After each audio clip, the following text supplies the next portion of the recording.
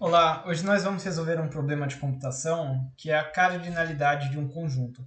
É um problema nível 2, ou seja, um nível intermediário, nem tão difícil, nem tão simples, que vai nos revelar algumas coisas interessantes.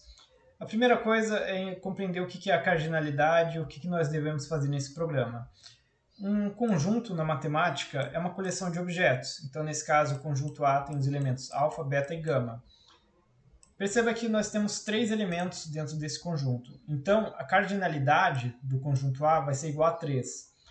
A cardinalidade considera apenas elementos distintos. Então, no caso em que aparece algum elemento mais de uma vez, você deve contar ele apenas uma única vez. Então, nesse caso, a cardinalidade do conjunto B é igual a 5, você tem 5 elementos distintos.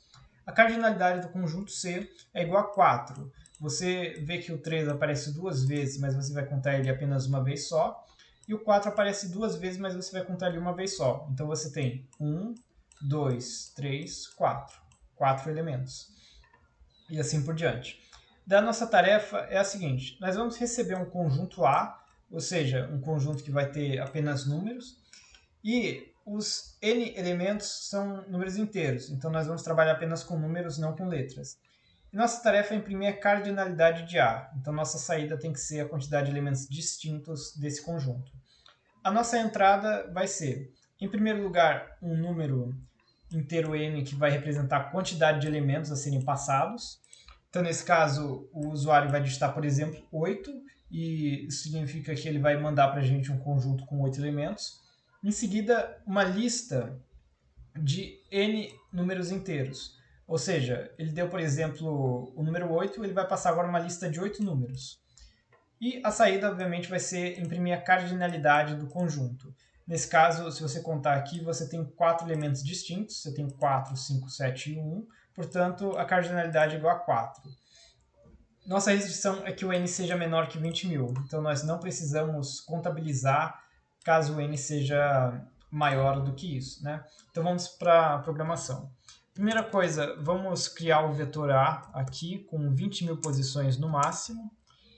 E eu vou iniciar ele vazio, ou seja, inicialmente não tem elemento nenhum. Daí eu vou colocar uma variável de controle aqui, e n, que vai ser a quantidade de elementos.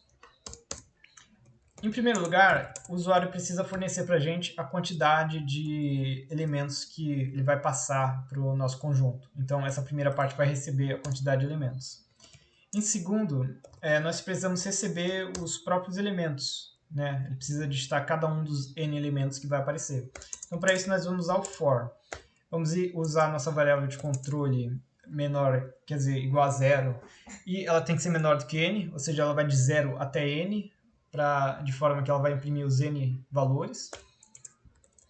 Depois, o i vai incrementar de em uma unidade, então vai começar com 0, depois 1, depois 2, depois 3 e assim por diante. Daí o a, índice i, vai receber o valor que o usuário for digitar. Então o usuário vai mandar em cada uma das posições o valor que ele quiser. Então vamos dar um run aqui apenas para exemplificar. Então eu vou dar, por exemplo, a posição 5, e ele vai pedir agora 5 valores distintos. Então eu vou colocar 2, e pronto, ele conseguiu executar e eu mandei 5 valores distintos. Perfeito. Essa parte aqui apenas cumpre o papel de receber os números. Então ela recebe números do usuário. Perfeito. Agora nós precisamos criar a parte que computa a quantidade de elementos. Para isso nós vamos fazer o seguinte: naquela ideia nós precisamos comparar cada um dos elementos com seus antecessores. Então eu vou comparar, por exemplo, o quarto elemento com o terceiro, com o segundo e com o primeiro, e assim por diante. Então novamente nós vamos precisar de um for. Eu vou usar a mesma variável de controle, e essa variável de controle vai percorrer todos os n elementos dessa lista. Perfeito. Agora eu preciso novamente de um outro ciclo. Então, para comparar com o quarto número com os antecessores, eu preciso comparar 3 vezes, com o primeiro, o segundo e o terceiro. Quando eu for comparar o quinto, eu preciso fazer 4 comparações, com o primeiro, o segundo, o terceiro e o quarto, e assim por diante. Então, se eu quiser fazer a comparação do n-ésimo elemento, ou seja, o elemento que está na posição n, eu preciso fazer n-1 comparações.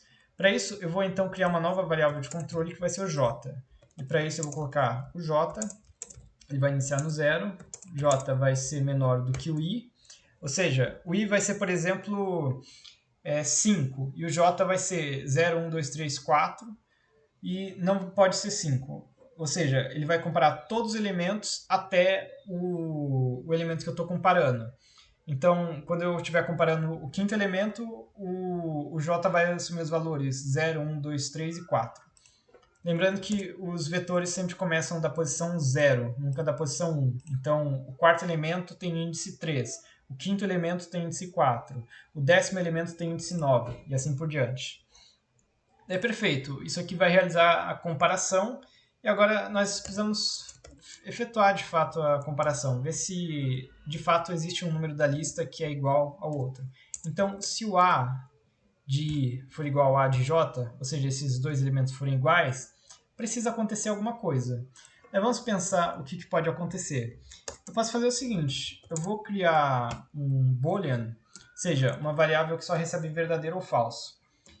E esse boolean vai fazer o seguinte, se eu encontrar algum elemento que for igual ao outro, esse boolean vai receber true. Ou seja, eu de fato encontrei um número.